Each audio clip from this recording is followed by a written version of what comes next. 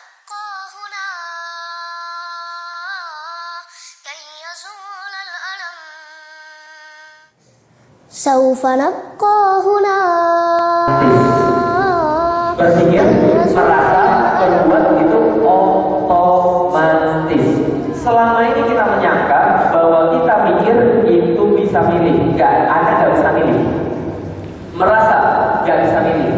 Berbuat, apalagi nggak bisa milih sama sekali. Otomatis. Contoh, yang orang Jawa katakan, yang orang Jawa.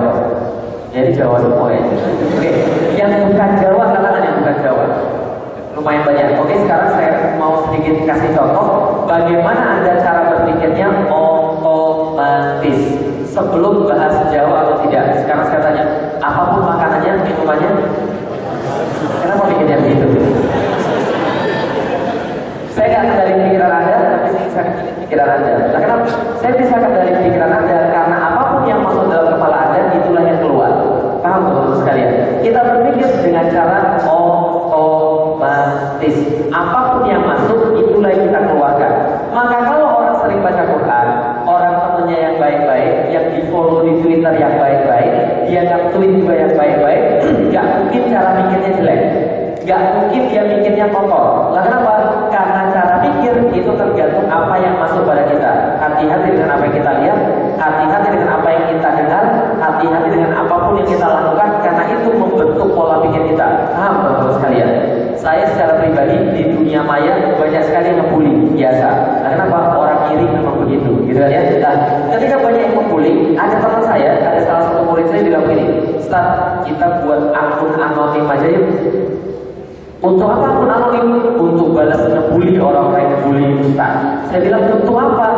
Dia bilang, supaya kita ini bisa ngebully juga, kan nggak dibully terus. Saya bilang, antum ngebully orang, yang rugi siapa? Antum sendiri. Nah, kenapa? Antum ngotorin cara mikir, tahu nggak? Paham ya maksud saya? Ketika antum ngebully orang di dunia maya, walaupun orang nggak tahu, antum meracuni pikiran antum sendiri. Hasilnya apa? Antum pasti nggak kreatif. Pasti. Orang yang dengki, orang yang iri, orang yang suka ngebully orang yang suka menjahati orang, berkata-kata kasar, pasti tidak kreatif. Karena kepalanya sudah penuh dengan itu semua. Bisa dipahami teman-teman sekalian. Maka cara berpikir itu otomatis, tergantung apa yang sering masuk ke kita. Hati-hati dengan apa yang dibaca, hati-hati dengan apa yang dilihat, hati-hati dengan apa yang didengar. Itu membentuk pola pikir. Yang kedua, rasa itu juga otomatis. Nah, ini baru berkaitan dengan Jawa dan tidak Jawa. Yang orang Jawa, kalau tadi orang Jawa, mohon maaf ya, yang orang Jawa mohon maaf banget. Ini demi kepentingan pendidikan. Mohon maaf banget. Gimana perasaan Anda kalau dengar kata asuh? Nggak enak banget Ustaz. Jangan ngomong begitu dong. Lah kenapa ada perasaan nggak enak? Karena Anda tahu itu adalah celaan, olok-olokan. Walaupun dari tadi saya sudah minta maaf ngomongnya, betul begitu? Tapi kalau orang Sunda dengar kata asuh, kira-kira dia tersinggung orang Jawa atau tidak? Enggak. Orang Melayu dengar kata asuh, dia tersinggung orang Jawa atau tidak? Tidak. Orang Sunda akan tersinggung kalau ngomongin bagong. Tahu bagong? Bagong bahasa Sunda artinya babi. Tapi kalau bagong diomongin pada orang Jawa pikirnya apa? Wayang. Paham teman-teman sekalian? Cara tersinggung beda-beda. Saya orang Sumatera, saya orang Melayu. Cara tersinggung saya beda. Cara orang menghina orang Melayu beda. Ya, kalau sama ngomong di sini lah nggak enak gitu kan ya. Tapi kalau orang Jawa dia ngomong begitu mungkin nggak tersinggung. Paham teman-teman sekalian? Cara merasa beda-beda. Contoh, Anda di sini ngomong butuh biasa aja. Saya butuh pensil dan 2 penghapus biasa. Jangan coba-coba ngomong butuh di Malaysia. Paham teman-teman sekalian? Karena apa? Butuh dalam bahasa Malaysia adalah alat kelamin laki-laki. Jelas? Jadi kalau orang bilang saya butuh pensil, ketawa mereka.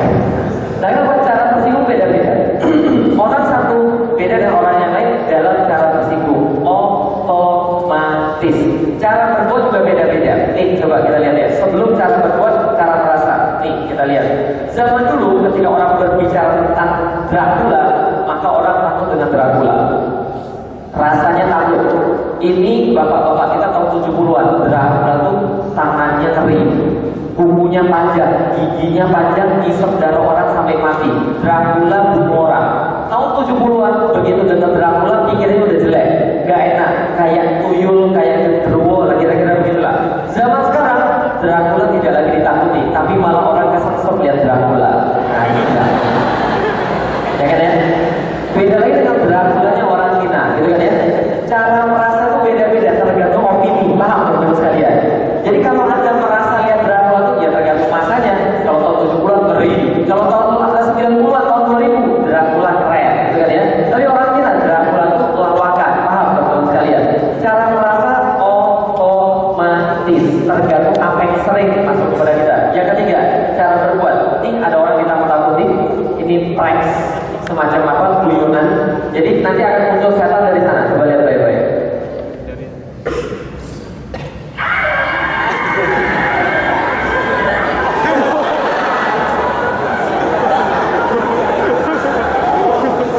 Pertanyaan sederhana.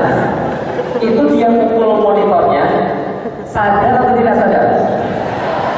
Gak sadar. Dan kira-kira pekerjaannya sehari-hari apa kira-kira? Apa pekerjaan sehari-hari? Kayaknya security. Kalau nggak security kayaknya pelatih karate teman-teman sekalian. Kenapa? Itu pukulannya sudah pukulan sempurna teman-teman sekalian. Karena itulah kalau Anda punya teman yang latihannya karate, latihannya bisa pencak silat atau latihannya tinju, itu hati-hati. Karena refleksnya berbahaya teman-teman sekalian. Paham? Karena dalam bela diri itu yang dilatih justru the learned reflex. Refleks yang dipelajari, refleks yang dibiasakan. Dalam latihan apapun bela diri, cuma ada satu urusan, diulangi terus-menerus. Betul begitu? Dalam karate misalnya, satu pukulan lurus diulangi berapa kali? Bisa 2.000 sampai 3.000 kali sekali latihan. Supaya kenapa? Ketika sudah diulangi 2.000 sampai 3.000 kali, itu membentuk yang namanya the learned reflex. Refleks yang dipelajari. Alias, kalau nanti berantem, sudah nggak pakai teori lagi. Tapi ada orang berantem masih mikir, gue keluarin jurus apa ya? Ini contoh masih pemula, paham teman-teman sekalian? Kalau orang yang sudah berantemnya sudah benar, dia sudah nggak mikir jurus lagi. Pokoknya jalan dan tiba-tiba mati aja orang. Itu the learned reflex namanya. Nah coba kalau itu kita lihat. Kalau orang tadi pukul itu tidak pakai mikir, ada anak-anak ngomong bahasa Arab nggak pakai mikir, enak nggak kalau jadi pembicara nggak usah mikir? Enak nggak kalau nyampein Islam nggak usah mikir? Enak? Enak nggak kalau mikir Islam nggak usah mikir? Enak. Tahajud nggak usah mikir? Enak nggak? Semuanya terjadi secara otomatis karena kita sudah membiasakan dalam diri kita. Maka segala sesuatu dalam diri kita terjadi secara otomatis. Anda adalah apa yang Anda biasakan. Anda milih sesuatu, jadilah Anda seperti itu. Kalau Anda sudah membiasakan terus-menerus. Kenapa? 95% daripada apa yang kita pikirkan, rasakan, dan perbuat adalah hasil daripada habits. Cara makan, habits. Cara menampilkan wajah, habits. Cara berperang, habits. Produktivitas, habits. Kreativitas, habits. Contoh, makan nasi telur. Berapa kali makan nasi telur? Enggak terhitung pokoknya Ustaz. Telurnya duluan dimakan atau terakhir dimakan? Terakhir dimakan. Dibuka dulu atau dipotong tengah-tengah? Dipotong tengah-tengah baru dimakan. Tergantung orang masing-masing. Tapi setidaknya kalau Anda makan dengan cara seperti itu, Anda pasti mengulangi makan dengan cara seperti itu sampai akhir hayat nanti. Paham kira-kira saya? Semua kita adalah hasil habits. Contoh, siapa yang tadi pagi mandi dulu baru gosok gigi yang kanan? Yang mandi baru gosok gigi yang kanan? Agak sedikit, yang mandi baru gosok gigi. Sebaliknya, yang gosok gigi baru mandi. Oh berarti yang lain gak gosok gigi nih kayaknya. Oke, yang gosok gigi baru mandi angkat tangan, yang gosok gigi baru mandi. Besok coba habis mandi baru gosok gigi. Rasanya gimana? Habits itu bukan urusan benar atau salah, tapi urusan enak atau gak enak. Paham teman-teman sekalian? Bukan masalah benar atau salah, tapi masalah enak atau tidak enak. Maka yang namanya habits, turunnya itu kita. Cara makan habits, menampilkan wajah habits. Makanya orang Cina bilang ada yang wajahnya hoki dan ada yang wajahnya gak hoki. Tahu kenapa? Karena habitsnya masing-masing. Karena gini ceritanya, menurut penelitian, orang berpikir dengan cara tertentu itu berefek pada wajahnya. Paham? Jadi kalau orang demen bohong, wajahnya kelihatan. Kalau orang demen ngeluh, wajahnya kelihatan. Kalau orang itu tidak optimis, wajahnya kelihatan. Maka kalau Anda membiasakan wajahnya murung, orang ketemu Anda kira-kira senang atau enggak? Makanya di dalam Islam, waqtal akhirana bi khairin ma'rufin bikhair minal ma'rufin walau atalaqa maka biwajhin talqin. Jangan meremehkan sedikit kebaikan walau bertemu dengan wajahnya dengan saudaranya dengan wajah yang berseri-seri. Maka wajah berseri-seri ini harus dibiasakan. Produktivitas ini juga bagian daripada habits. Lihat aja, pernah nggak ketemu dengan orang yang nulis buku kayak nulis resep dokter, cepatnya luar biasa. Saya punya teman begitu, guru menulis saya itu tulis buku 2 minggu selesai 2 buku. Tapi bagi sebagian besar orang, nulis buku itu kayaknya setahun nggak selesai. Betul begitu? Masalah habits. Produktivitas itu habits. Anda dapat rank-nya berapa? Itu habits. IP-nya berapa? Itu juga habits. Hasil daripada pembiasaan. Kreativitas itu juga bagian daripada habits. Lihat, orang-orang yang kreatif itu punya cara pikir berbeda, punya pola tingkah berbeda. Betul? Siapa mau kreatif? Yakin? Gimana caranya? Kreatif itu gampang. Anda coba cara-cara yang nggak pernah dicoba orang, lihat lebih banyak daripada yang dilihat oleh orang, lakukan apa yang nggak dilakukan oleh orang. Anda kreatif. Saya misalnya, saya penulis. Maka kalau saya nggak mengunjungi toko buku setiap bulan minimal 5 kali, berarti saya nggak akan bisa kreatif. Paham? Nah kita bisa begitu, minimal harus pergi ke toko buku, lihat cover-cover buku, lihat cara orang tulis seperti apa, pergi ke toko buku luar negeri, lihat tren yang lagi ada di luar negeri seperti apa. Setelah kita punya banyak informasi, gabungin jadi satu, kurangin satu, kombinasikan yang satu, itu kreatif. Orang kreatif punya cara berpikir tertentu. Kalau Anda masih lebih senang makan daripada beli buku, berarti Anda nggak kreatif. Paham kira-kira saudara sekalian? Orang kreatif itu cara berpikir tertentu. Kalau Anda tiru, Anda jadi kreatif juga. Nah, lalu kita lihat. Ini yang paling penting dalam slide kita. Habits punya bapak dan ibu. Bapaknya namanya latihan, ibunya namanya repetisi. Bapaknya siapa? Ibunya siapa? Anaknya namanya habits. Sekali lagi, bapaknya siapa? Ibunya siapa? Anaknya namanya habits. Bagus. Bapaknya latihan, ibunya repetisi, anaknya namanya habits. Sekali lagi, bapaknya siapa? Ibunya siapa? Anaknya namanya? Gak boleh lihat ke depan. Bapaknya siapa? Ibunya siapa? Anaknya namanya? Bapaknya latihan, ibunya repetisi, anaknya namanya habits. Ini adalah anak kecil yang diomongin ibunya. Jangan naik ke atas, nanti kamu jatuh. Terus-terusan, jangan naik ke atas, nanti kamu jatuh. Apa jadi gedenya? Gak mau dia naik ke atas sama sekali. Pokoknya gak mau dia. Kenapa? Sudah mengangkat dalam kepalanya, ibu bilang kalau naik nanti jatuh. Paham ya? Pokoknya gak mau, nanti jatuh. Pokoknya gak mau, nanti jatuh pokoknya. Paham teman-teman sekalian? Anda semua dan saya adalah hasil daripada pengulang-ulangan dan latihan. Kalau dari dulu kita diulang-ulang sesuatu yang salah, itu yang masuk ke dalam diri kita. Hati-hati pada ibu-ibu dan calon ibu. Hati-hati betul sama anak-anaknya. Jangan kasih kata-kata yang bikin mereka justru berpikirnya salah. Baru-baru ini saya baru sadar satu kesalahan besar dalam hidup saya ketika ngajarin anak saya adalah kalau anak saya minta apapun, dari dulu saya bilang, duitnya mana? Kamu cari duit dulu dong. Nanti kalau sudah punya duit baru beli. Abi beli mobil baru, duitnya mana? Kalau nanti kamu punya duit, nanti kalau baru beli. Kamu jualan buku dulu sana, cari duit sendiri. Nanti kalau sudah punya duit baru beli. Besok anak saya tiba-tiba yang paling kecil itu pas naik motor bilang sama saya, Abi, ayah minta uang. Hah? Minta uang? Saya bilang sama istri saya, mulai dari sekarang jangan bilang lagi uang di depan anak-anak. Nah, kenapa? Tujuan awalnya saya ngajarin mereka jiwa wirausaha, bahwa kalau mereka mau beli sesuatu harus cari uang sendiri. Tapi ternyata mereka berpikir ujung-ujungnya segala sesuatu yang penting ada uang. Paham teman sekalian? Sekarang beda. Abi minta mobil dong, doa aja dong sama Allah. Doa minta Allah supaya mudah istri bapakmu, supaya bapakmu bisa beli mobil. Allah sekarang digantunginya. Kenapa? Sesuatu yang diulang-ulang pada anak itu jadi cara berpikir dia. Paham teman-teman sekalian? Dulu ketika kita datang, Umi dapat nilai ini dapat nilai 7. Apa kata ibunya? Alah dapat 7. Paling teman-teman dapat nilai 10. Itu kan ya? Dapat 3. Kamu bodoh banget sih. Lama-lama bodoh banget. Ya memang bunyi orang bodoh kayaknya. Orang itu berpikir sesuai dengan apa yang diomong terus putus kepada dia. Hati-hati. Kalau anak saya lagi manjat pohon, bilang terus naik ke atas, terus naik ke atas. Bukan hati-hati nanti jatuh. Kepirain jatuh. Gak percaya, contoh. Jangan pikirin kucing. kucing, ya. Jangan pikirin kucing ya. Jangan pikirin kucing buntutnya ada 5. Jangan pikirin kucing buntutnya ada 5 dan warnanya orange. Jangan pikirin kucing buntutnya 5 dan ada orange. Yang kepikir apa? Buntutnya berapa? Warnanya. Paham kira-kira teman saya? Boleh ngomong jangan boleh. Gak ada masalah. Boleh saja. Cuma perhatikan, kalau kita mendidik anak, jangan kebanyakan untuk melarang tadi. Jangan kebanyakan kata-kata negatif, karena nanti itu yang dia pikirin. Bisa dipahami teman-teman sekalian. Nih, contoh kreativitas.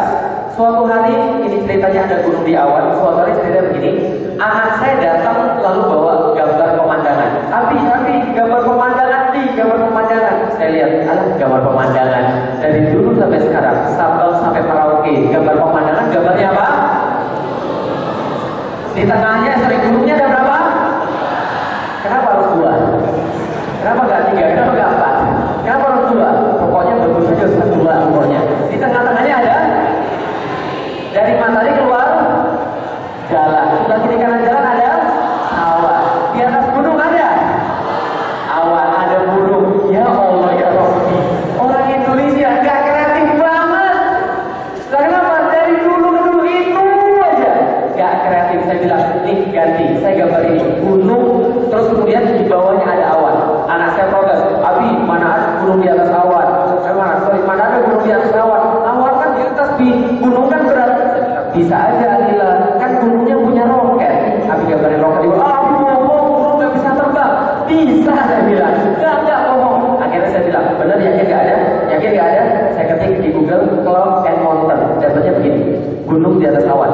Anak saya bilang, wih bener juga ya, ada gunung di atas awan. Saya bilang sama anak saya, kalau kamu mau, kamu bisa.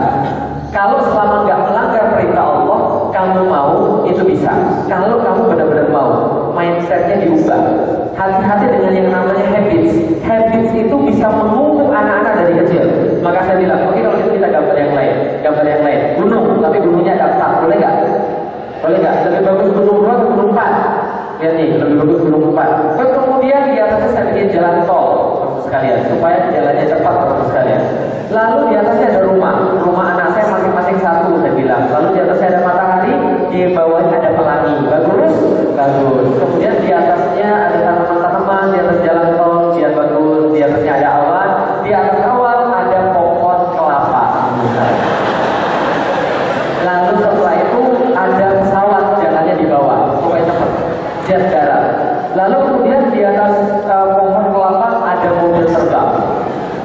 Sampai di sini saya diprotes lagi sama anak saya, Abi, mana ada mobil terbang? Dan itu kan tuh jalan di bawah, gak ada mobil terbang nih. Yakin gak ada? Saya bilang, gak ada nih. Yakin bener gak ada? Nih kalau bener gak ada, yakin, lihat nih, mobil terbang. Sabar ya, bentar lagi ada mobil terbang. Sabar ya, ada mobil terbang sebentar lagi. Ya baik-baik ya kalau gak percaya ya. Ustaz gak pernah bohong loh, ada mobil terbang. Tuh lihat tuh, muncul sebentar lagi. Tuh. Iya. Ada mobil terbang teman-teman sekalian? Ada mobil terbang? Oke, pertanyaan sederhana. Yang ini film apa nih? Saya nggak bahas tentang sihirnya ya, saya nggak bahas tentang sihir. Yang saya bahas mobil terbang. Mobil terbang ini ditulis oleh J.K. Rowling pada tahun 1996. 1996 dia tulis tentang Harry Potter dan dia tulis tentang mobil terbang. Pertanyaan saya sederhana, tahun 1996 sudah ada mobil terbang atau belum? Dia cuma ngayal ada mobil terbang dan dia jadi kaya. Paham teman sekalian? Kira-kira kalau ada orang bisa buat mobil terbang, dia kaya betulan atau tidak? Ngomong-ngomong, zaman sekarang sudah ada mobil terbang? Sudah ada mobil terbang? Yang bilang nggak ada, nggak pernah buka internet. Zaman sekarang sudah ada mobil terbang. Pernah lihat drone? Zaman dulu kan drone itu kan teknologi yang sudah kayak gimana. Sekarang drone itu dipakai untuk ngawas UN. Paham teman sekalian? Itu di Jakarta sudah mulai ada drone kecil-kecil itu terbang bawa kamera untuk ngawasin UN. Jadi setiap anak itu ada drone di kepala dia. Besok-besok dia bikin hacker gitu. Tapi sekarang sudah ada drone mengawas UN. Mobil terbang sudah ada. Cari di internet mobil T3 itu sekarang bisa terbang. Yang sekarang dipikirin adalah SIM-nya SIM A atau SIM terbang, itu aja masalahnya.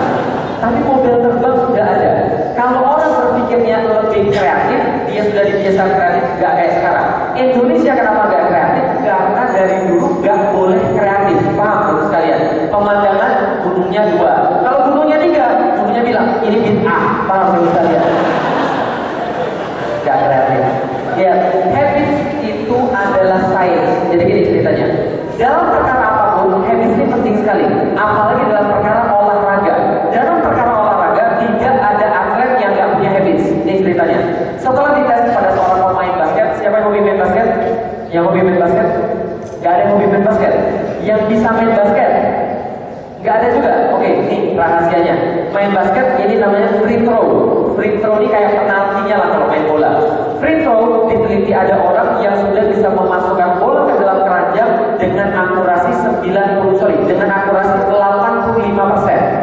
Berarti 100 kali dia lempar, yang masuk berapa kali? 85 kali. Itu akurasi tinggi sekali, 85%. Ketika setelah dia diukur, ternyata dia mencapai akurasi 85% setelah melempar 500.000 kali. Berapa kali? 500.000 kali. Alias, kalau Anda sehari melempar basket 1000 kali, 2 tahun Anda baru bisa dapat akurasi 85%. Paham teman-teman sekalian? Itu latihan yang sangat lama sekali. Sehari 1000 kali. Anda melempar 10 kali aja kalau nggak biasa pegel tangan. Ini dia melempar 1000 kali sehari. Maka 2 tahun dia baru bisa dapat akurasi 85%. Sudah dapat 85%, dia dites. Apa keahliannya sehingga dia bisa dapat akurasi begitu? Ini tesnya. Tes yang pertama, suruh berdiri di garis itu, kemudian lempar 10 kali. Yang masuk berapa? 10-10-nya masuk.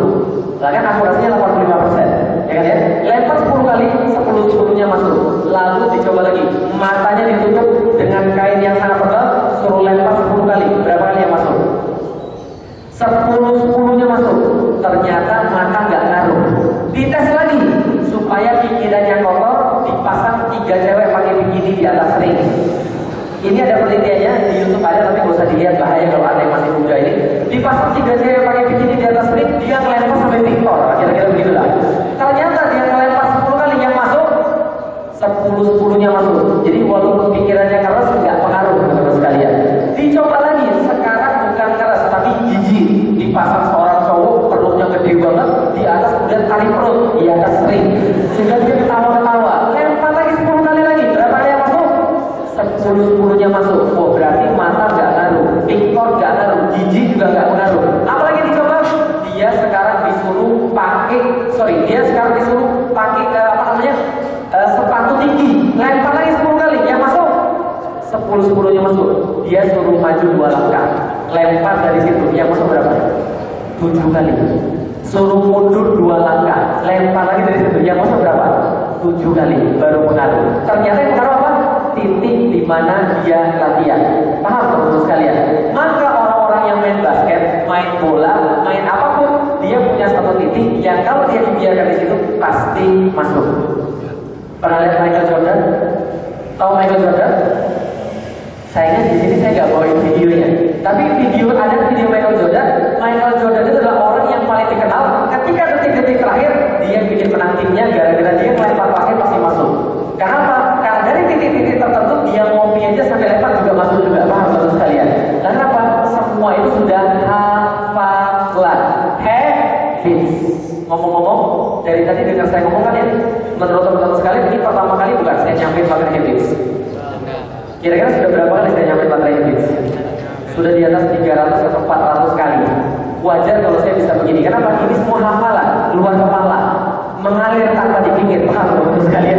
Lalu apa? Ini adalah bagian daripada habits. Kalau kita jalan lagi, bentuk habits itu awalnya seperti pembabat kita. Awalnya perlu kerja keras, awalnya perlu kerja keras, lama-lama sangat mudah, tidak perlu usaha sama sekali. Dilihat, pas awal-awal ada orang main petak umpet di sebuah ladang gandum. Ladang gandum itu semuanya ketutup, tapi ketika dilewati disibak. Ketika disibak, rumputnya turun. Betul begitu? Dilewati lagi, tambah turun lagi rumputnya. Dilewati lagi, tambah turun lagi rumputnya. Diinjak-injak rumputnya, matilah rumputnya. Diinjak-injak lagi, tanahnya tambah padat. Tanah padat, kira-kira tumbuh rumput? Enggak, membentuk jalan-jalan setapak. Jalan setapak dilewati lagi, Lama-lama inilah namanya jalan-jalan pemikiran. Paham teman sekalian? Sekali lewat, 2 kali lewat, 3 kali lewat, lama-lama solid. Makanya kalau orang sudah punya satu kebiasaan, susah hilang. Contoh, ada yang pernah belajar ngerokok pertama kali? Pernah belajar ngerokok pertama kali? Seumur hidup saya cuma sekali ngerokok. Ngetes, gak enak banget. Kok bisa sih ada orang ngerokok begini? Tapi teman-teman saya setelah gak enak karena gengsi diterusin. Lama-lama bentuk jalan-jalan pemikiran. Lama-lama dia mikir gak ngerokok gak bisa hidup. Lama-lama dia berucap lebih baik gak makan daripada gak ngerokok, gitu kan? Lama-lama sudah bentuk jalan-jalan pemikiran, sudah mengeras. Gosok gigi sebelum mandi sekali, 2 kali gosok gigi sebelum mandi, ribuan kali gosok gigi sebelum mandi. Besok disuruh mandi baru gosok gigi, lebih baik gosok gigi aja. Karena sudah habits. Habits itu berulang-ulang sudah di jalan. Nonton film porno sekali, nggak apa-apa. Sorry, masih stres. Nonton film porno 2 kali stres. Nonton film porno 3, 4, 5, 6 adiksi. Jadi ingat ya, otak kita ini ada sekitar 100 miliar sel saraf. Berapa miliar sel saraf? 100 miliar sel saraf. Dan setiap keahlian itu dibentuk di antara kombinasi-kombinasi sel saraf. Ketika kita punya pengalaman baru yang kita nggak pernah punya sebelumnya, selnya nyambung dan itu sakitnya luar biasa. Jadi pertama kali belajar sesuatu itu sakitnya luar biasa. Kenapa? Selnya memanjang dan selnya menyambung. Ketika sudah sekali, yang kedua pasti lebih mudah. Entah keburukan, entah kebaikan, ya, nyambung lebih mudah. Lakukan 2 kali, 3 kali, 4 kali, dia semakin tebal, semakin tebal, semakin tebal. Bandwidthnya semakin gede. Bisa dipahami teman-teman sekalian.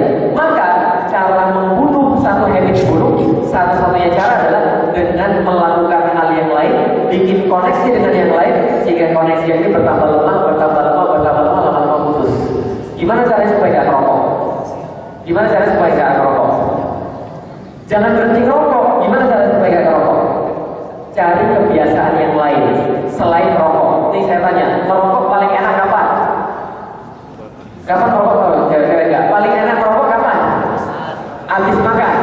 Nah sekarang habis makan keliling lapangan 7 kali. Bikin habis begitu. Awalnya susah, tapi lama-lama sudah begitu. Bawa anak-anak ketika habis makan mau lari aja bawa aja misalnya. Karena memang begitulah habis.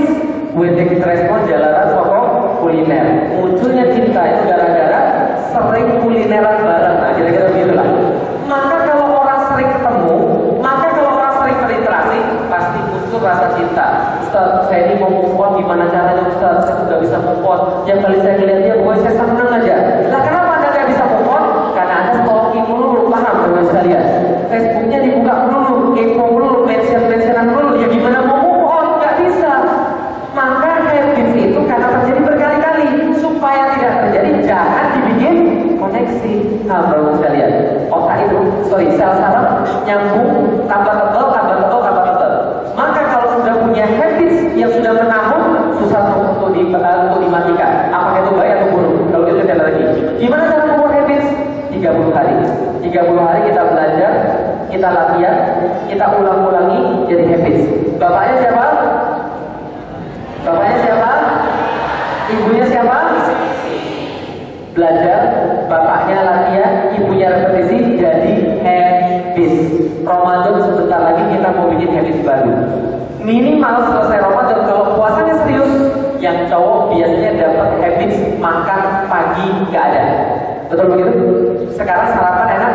Enak. Setelah Ramadan, 30 hari kita nggak sarapan, 1 Syawal disuruh sarapan. Rasanya gimana? Jadi kayak ada yang salah ya. Ini kayak ada yang salah. Oh iya, udah gak puasa ya. Kan gitu kan ya? Karena kita sudah punya habits. Nah, habits ketika Ramadan itu 30 hari dibentuk.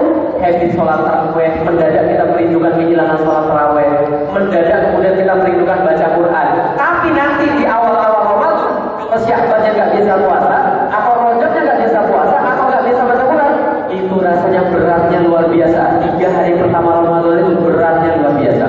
Tapi kalau Anda mau biasakan, sudah jadi habits. Oke, kalau kita lihat lagi teman sekalian. Nih, kalau nggak percaya, nih saudara Anda, tuh, nah, ya tuh, nah, ya kan, tuh, lihat nih, tendangan cangkul, nah, coba lihat, nih, ya nih, tuh, nih, tendangan tornado, lihat nih, Ayo.